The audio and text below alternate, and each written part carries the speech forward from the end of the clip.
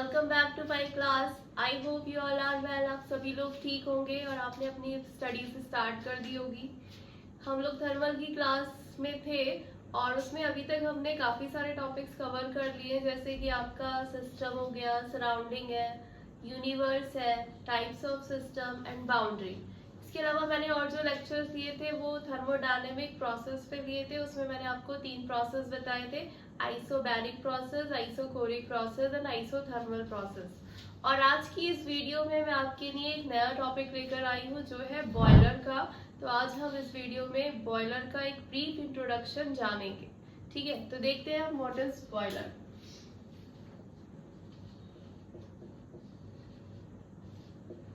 Boiler क्या है?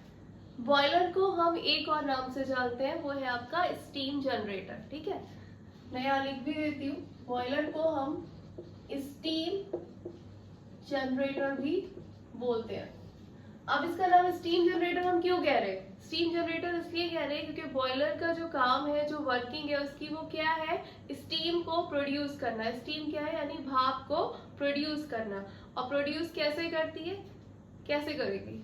With the help of water, पानी की हेल्प से। यानी जब हम वाटर को यानी पानी को हीट सप्लाई करेंगे तो वाटर क्या होगा? स्टीम में कन्वर्ट होना स्टार्ट हो जाएगा। ठीक है, अब हम हीट सप्लाई कैसे करेंगे? हीट सप्लाई करने के पास हमारे पास काफी सारे सोर्सेज है। यहाँ बॉयलर के केस में जो हीट सप्लाई दी जाती है वो हॉट गैसेस, उसके लिए एक वर्ड है हॉट फ्लू गैसेस। उन फ्लू गैसेस की हेल्प से जो है वो पानी को या वाटर को हीट सप्लाई की जाती है, जिसकी वजह से वाटर अपनी स्टेट चेंज करता है और स्टीम में कन्वर्ट होना स्टार्ट हो जाता है। ठीक है, अब वो जो हॉट फ्लू गैसेस होती हैं वो कैसे जनरेट होती हैं? वो by the combustion of fuel, यानी हम जो फ्यूल यूज कर रहे हैं बॉयलर में, उस फ्यूल को जलाने से जो गैसेस निकलती हैं, उन गैसेस की हेल्प से हम क्या करते हैं? पानी को वो हीट सप्लाई करते हैं और पानी अपनी स्टेट को चेंज करना स्टार्ट कर देता है, यानी वाटर से स्टीम में कन्वर्ट होना स्टार्ट कर देता है। तो मैं पहले बॉयलर की डेफिनेशन लिख देती हूँ ताकि आपको पढ़ने में इजी हो जाए। तो बॉयलर क्या है? It is a closed vessel. It is a closed vessel in which steam is produced. Steam is produced from water. Steam is produced from water with the help of hot flue gases. With the help of hot flue gases generated by the combustion of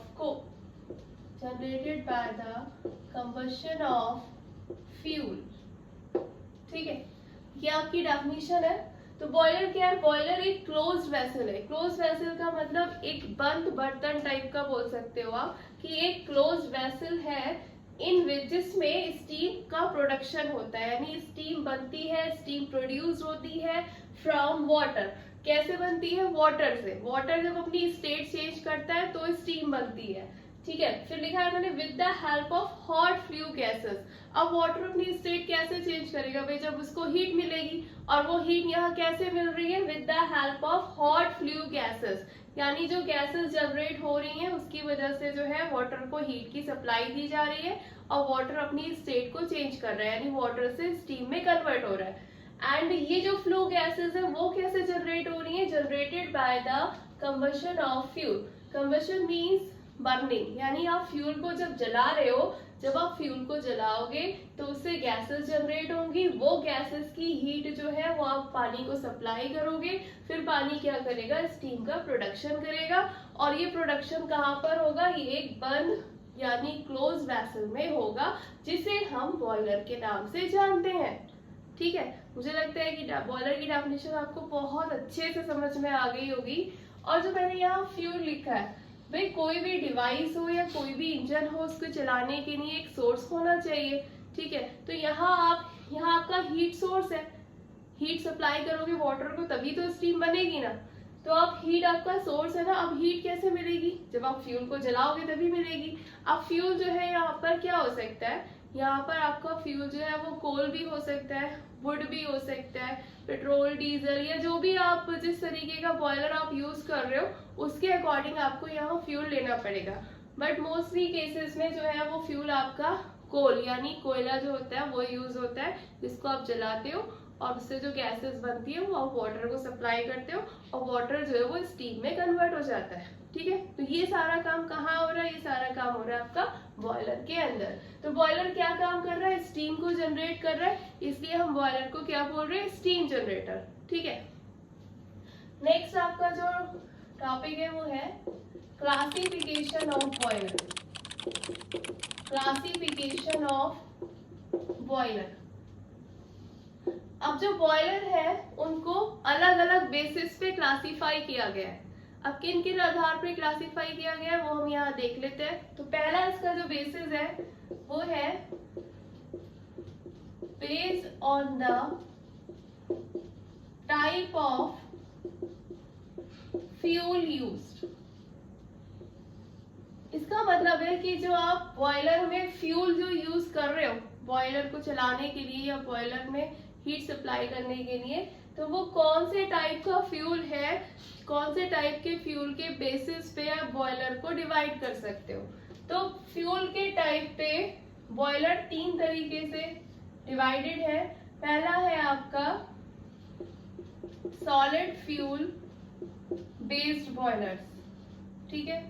दूसरा है आपका liquid fuel based boilers, ठीक है। Solid fuel based boilers हो गए, liquid fuel based boilers हो गए, and gaseous fuel based boilers. ये 3 तरीके के बॉयलर्स जो है वो on the basis of type of fuel used divided है। तो सॉलिड फ्यूल बेस्ड बॉयलर्स क्या हो गए, यानी जिसमें आप सॉलिड फ्यूल यूज कर रहे हो। सॉलिड फ्यूल क्या हो सकता है, सॉलिड फ्यूल आपका हो सकता है वुड, कोल एक्सेट्रा, ठीक है। तो इसके बेसिस पे सॉलिड फ्यूल बॉयलर्स हो गए। फिर लिक्विड फ्यूल में क्या आ सकता है, लिक्विड फ्यूल में आपका petrol, diesel etcetera. And gaseous fuel में क्या आ सकता है आपका गैस, पेट्रोलियम एक्सेट्रा। तो टाइप ऑफ फ्यूल यूज के बेसिस पे जो है 3 तरीके से हमने बॉयलर को डिवाइड कर दिया। पहला क्लासिफिकेशन ये था। दूसरा है आपका based on the axis of the boiler. अब ये क्लासिफिकेशन कैसा है कि जो आपका बॉयलर है उसकी एक्सिस कैसी है। एक्सिस आप लोग जानते हो, हॉरिजॉन्टल एक्सिस होती है, वर्टिकल एक्सिस होती है और एक इंक्लाइन एक्सिस होती है। तो बॉयलर की एक्सिस हम कौन सी यूज कर रहे हैं या बॉयलर की किस तरीके की एक्सिस है उसके बेसिस पे भी आपके बॉयलर्स को 3 तरीके से डिवाइड किया गया है। पहला है आपका horizontal boilers, horizontal boiler. Second one is vertical boilers और थर्ड है आपका इंक्लाइन बॉयलर्स, ठीक है। तो एक्सिस के बेसिस पे हम बॉयलर को 3 तरीके से डिवाइड कर सकते हैं। हॉरिजॉन्टल बॉयलर्स, हॉरिजॉन्टल बॉयलर्स कैसे होंगे जिनकी एक्सिस हॉरिजॉन्टल होगी, एंड वर्टिकल बॉयलर्स कैसे होंगे जिसकी एक्सिस वर्टिकल होगी, एंड इंक्लाइन बॉयलर्स कैसे होंगे जिसकी एक्सिस किसी ना किसी एंगल पर होगी, ठीक है। तो ये on the basis of axis of boiler हो गया। नेक्स्ट हम बात करते हैं, और भी क्लासिफिकेशन अभी इसका बाकी है, तो नेक्स्ट क्लासिफिकेशन की तरफ चलते हैं। थर्ड क्लासिफिकेशन है आपका based on the pressure of steam.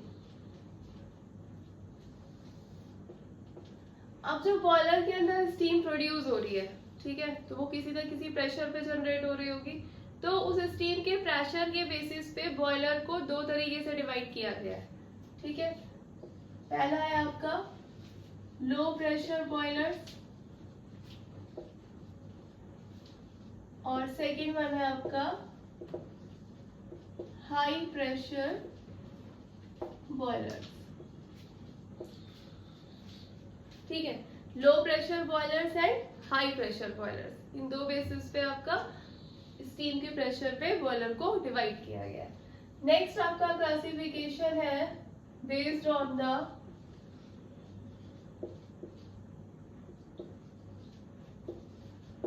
Flow of hot flue gases and water inside the tubes। अब ये बेसिस क्या है, इसमें हम ये कहना चाह रहे हैं कि किसके बेसिस पे बॉयलर को डिवाइड किया गया, based on the flow of hot flue gases, यानी हॉट फ्लू गैसेस का फ्लो यानी बहाव और वाटर का बहाव कहाँ पर है, इनसाइड द ट्यूब्स है या आउटसाइड द ट्यूब्स है। ठीक है, तो अगर हॉट फ्लू गैसेस इनसाइड है ट्यूब के या वाटर फ्लो कर रहा है इनसाइड ट्यूब के, यानी पानी ट्यूब के अंदर बह रहा है या गैसेस ट्यूब के अंदर फ्लो कर रही है, इन दोनों बेसिस के ऊपर भी बॉयलर को जो है दो तरीके से डिवाइड किया गया है। एक है आपका वाटर ट्यूब बॉयलर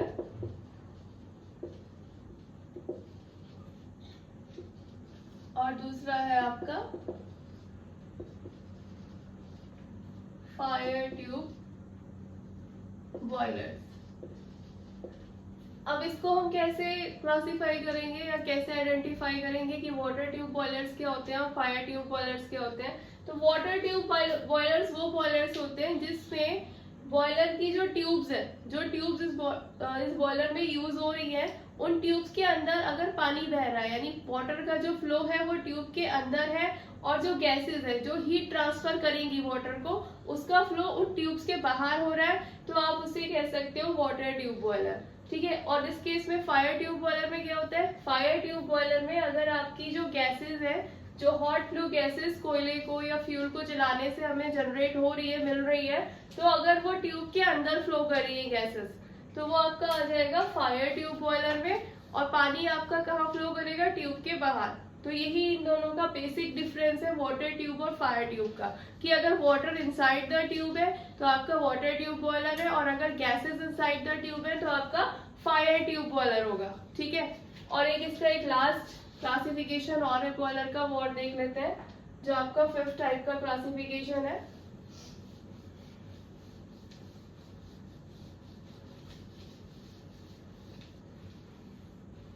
लास्ट है आपका बेस्ड ऑन द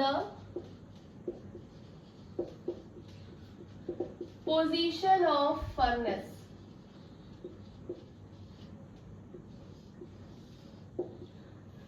पोजीशन मतलब कि फर्नेस को कहाँ रखा गया, और फर्नेस का मतलब, फर्नेस आप बोलते हो भट्टी को, या ऐसा एरिया जहाँ पर आपका फ्यूल जलाया जाता है। ठीक है, तो पोजीशन यानी फर्नेस जो है वो बॉयलर में कहाँ प्लेस करी गई है, कहाँ रखी गई है, कहाँ लगाई गई है, इसके बेसिस पे बॉयलर को दो तरीके से डिवाइड किया गया है। एक है आपका इंटरनली फायर्ड बॉयलर्स और सेकेंड वन है एक्सटर्नली फायर्ड बॉयलर्स।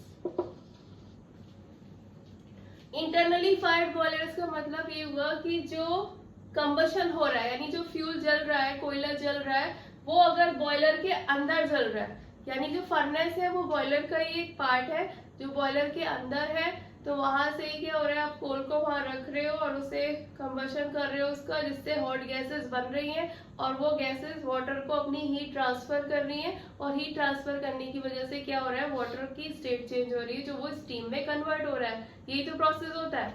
तो अगर जो फायर हो रही है यानी जो कंबशन ऑफ फ्यूल है वो बॉयलर के अगर अंदर हो रहा है, तो वो आपका कहलाएगा इंटरनली फायर्ड बॉयलर्स। और अगर बॉयलर का जो कोल का कंबशन है या फ्यूल का कंबशन है वो अगर एक्सटर्नली हो रहा है, यानी बॉयलर के बाहर हो रहा है, उसके बाद आप जो है वो गैसेस को जो है एक डायरेक्शन दे रहे हो कि वो बॉयलर के अंदर फ्लो करें। तो अगर फायर जो है ये कंबशन बॉयलर के बाहर हो रहा है, फर्नेस आपकी बॉयलर के बाहर अटैच्ड है, तो ये आपका कहलाएगा एक्सटर्नली फायर्ड बॉयलर्स। ठीक है। तो ये हमारे पास बॉयलर के 5 क्लासिफिकेशन थे। तो इस वीडियो में आपने देखा कि बॉयलर की डेफिनेशन क्या है और बॉयलर को हम स्टीम जनरेटर क्यों कहते हैं, और साथ साथ बॉयलर को कितने 5 तरीके से डिवाइड किया गया है, जो आपका ये क्लासिफिकेशन था। इसी के साथ आप मेरी वीडियोस के साथ बने रहिएगा। नेक्स्ट वीडियो में जो है वो मैं और भी बॉयलर से रिलेटेड टॉपिक्स कवर करूंगी। और आपके जैसे दिसंबर में एग्जाम्स आने वाले हैं, तो मेरी वीडियो आपको एग्जाम टाइम में भी काफ़ी हेल्प करेंगी रिवीजन में। और इन द एंड मैं एक वीडियो ऐसी भी बनाऊंगी जिसमें आपके जो भी थर्मल के इंपॉर्टेंट टॉपिक्स हैं, जो आपके एग्जाम पॉइंट ऑफ व्यू से इंपॉर्टेंट है, वो आप एंड टाइम पे प्रिपेयर कर सको एंड रिवाइज कर सको। And guys, I am requesting you कि आप एग्जाम से पहले अपने बहुत अच्छे से नोट्स प्रिपेयर कर लें, ताकि आपके मार्क्स अच्छे आ सके और आप अच्छे नंबर से पास हो सके। ठीक है, तो आप मेरी वीडियो अगर आपको पसंद आती है तो आप मेरी वीडियो को लाइक करिएगा एंड मेरे चैनल को सब्सक्राइब कीजिएगा। Thank you.